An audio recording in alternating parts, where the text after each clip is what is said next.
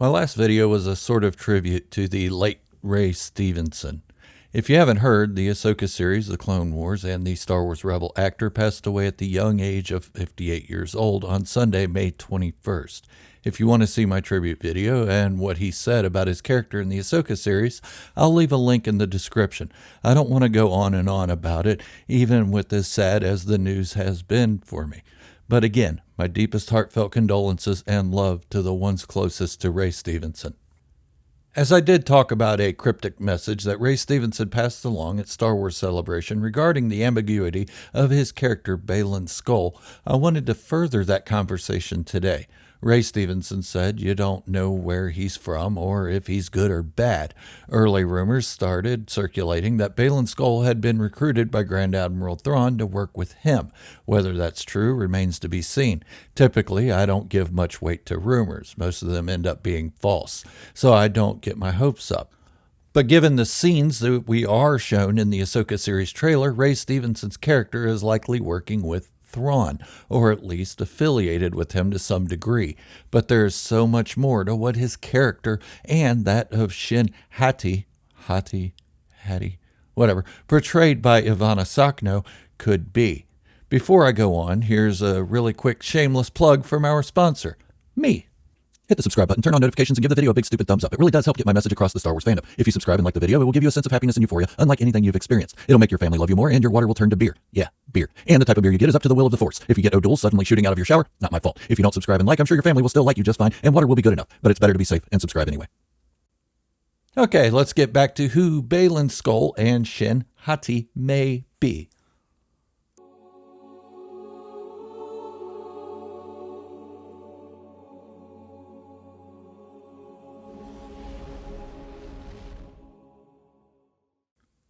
In the trailer for the Ahsoka series shown to the public from Star Wars Celebration, we see Ray Stevenson and Ivanna Sakhno portraying two very new characters, Baylan Skoll and Shin Hati.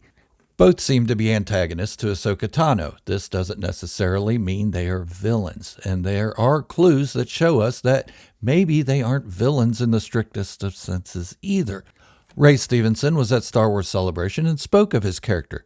Basically, what he said was that his character could be good or he could be bad. We'll have to wait and see. Now, when we look at previews for other Star Wars shows and movies, we are giving a definition of a character, whether it's a loose definition or just a broad understanding.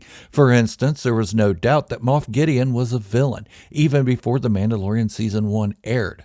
Darth Maul, Darth Vader, and Supreme Leader Snoke were the same, defined as villains, even though we were not given an understanding as to what motivated them to be villains. We still knew they were not the good guys before even stepping foot in the theater or turning on the television. But with Baylan Skoll and Shin Hati, we don't get that. We get a clouded statement from Ray Stevenson that could go either way, meaning we are in for some twists and turns when it comes to his character. But when we watch the Ahsoka series teaser, we become a little more clouded in our judgment of the two characters. Yes, they seem to be at odds with Ahsoka Tano in the trailer, but trailers are misleading, and this is on purpose. If they give away everything in the trailer, we would have no real need to watch Star Wars shows or movies for the plot. At that point, it just becomes about the pew-pew and the whoop-whoop. And how gratifying is that? Not very. So we're not told the specifics of characters that are to remain clouded for judgment. When we watch the Ahsoka teaser trailer, we also see something that just about every Star Wars sleuth has covered, and that is the orange lightsaber blades of both Ray Stevenson's Baylan Skoll and Ivanna Sakhno's Shin Hati. Okay, so they have orange blades. So what? This is significant to the characters, as we all know the color of the blade represents qualities in who wields it. Red being a dark side user, most notably with the Sith, or in Maul's case, just a renegade dark side user. Blue or green being light side of the Force, most commonly among Jedi. Purple being whatever the hell Mace Windu did to deserve that, and white being pure light such as Ahsoka Tano. But orange? We haven't really seen that since the old expanded universe, and back then it meant gray Force user, someone who struggles with balancing the light side and the dark side. Notice I didn't say gray Jedi.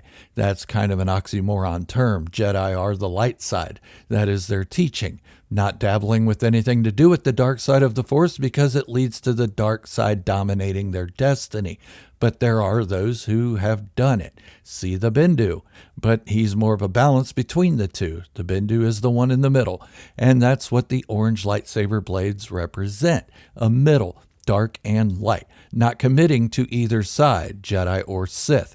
But that brings me back to Ray Stevenson's character, Baylan Skoll. If the orange blade is any indication, that means his and Shin Hati's arcs will be worthwhile, a journey of discovery and possible redemption. But let's look at another piece of evidence. We have all concentrated on the orange blade since the Ahsoka teaser trailer was released, but we haven't looked at the lightsaber as a whole. Who have we seen that is able to even construct a lightsaber? Sith and Jedi. Okay, no big deal. That still leaves us questioning the origins of these two characters. They could be either or, but that's just it. To build a lightsaber takes a certain bit of training or understanding of the weapon. To construct one properly without it blowing up in your face, the builder must understand how to connect with the Force to make it properly during the build. A rogue Force user can't just walk in and put one together.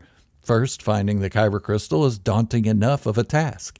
Traversing Ilum to gain a kyber crystal was a test for even the most skilled Padawans, and Sith usually used the crystals from a saber they liberated from a defeated foe. Not always, but usually. The Sith would then use a process called bleeding to turn the crystal red and in turn the blade of their sabers.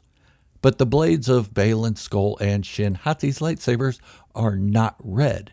They're orange. A lot of people have speculated that they're Inquisitors, not Sith, but Jedi who were turned to the dark side in order to find remaining Jedi and eliminate them. Well, Inquisitors have red lightsaber blades, and every Inquisitor we have seen thus far has rounded guards on a double-bladed hilt, no single-bladed traditional hilts. So that pretty much rules these two out as Inquisitors. But the orange blade is a key indication that they aren't Sith either, nor have they probably ever been. Instead, they are likely lost Jedi.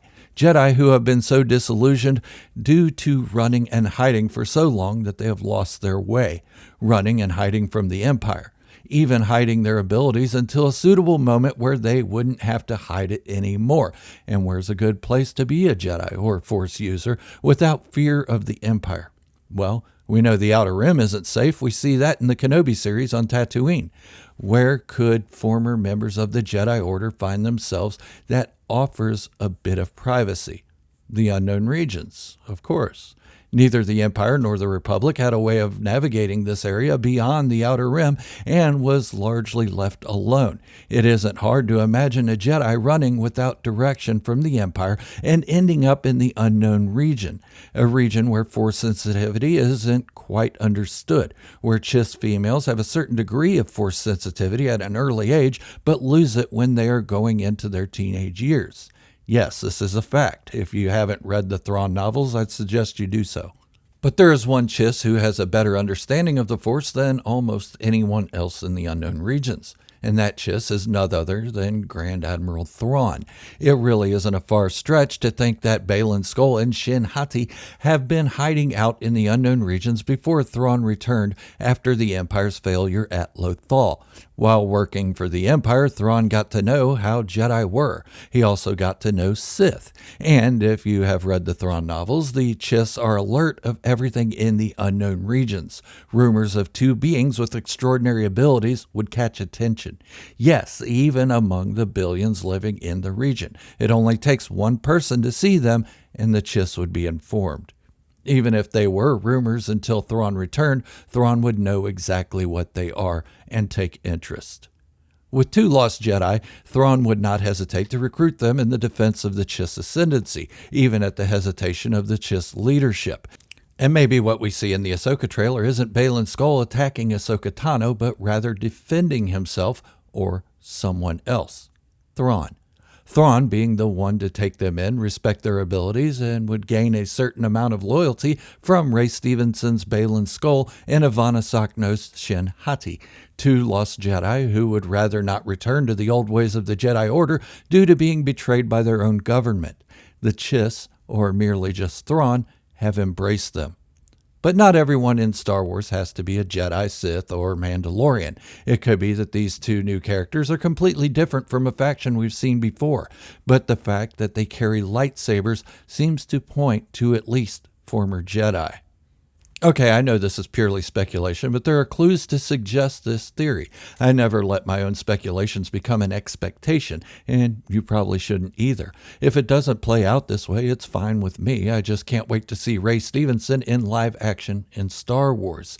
But let me know what you think in the comments. I'd love to hear your own thoughts on it. I do try to read all comments and respond to as many as I can. So if you're looking for a Star Wars YouTuber that enjoys engaging with his audience, I'm that guy. Before I go, here's another quick word from our sponsor, me. If you're new here or just haven't committed yet, hit that subscribe button, give the video a big-ass thumbs up. Doing so helps my channel more than you know, and it'll give you a sense of calm and happiness unlike anything you've experienced in the Star Wars fandom.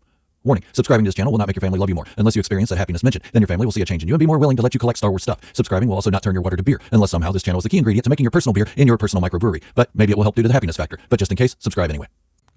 Thank you all for hanging out with me today. Until the next video, this is Gerald, a Star Wars fanatic, wishing you all great health, happiness, and peace. Thank you all for watching, and remember, this is the way, and positivity in the Star Wars community should be the only way.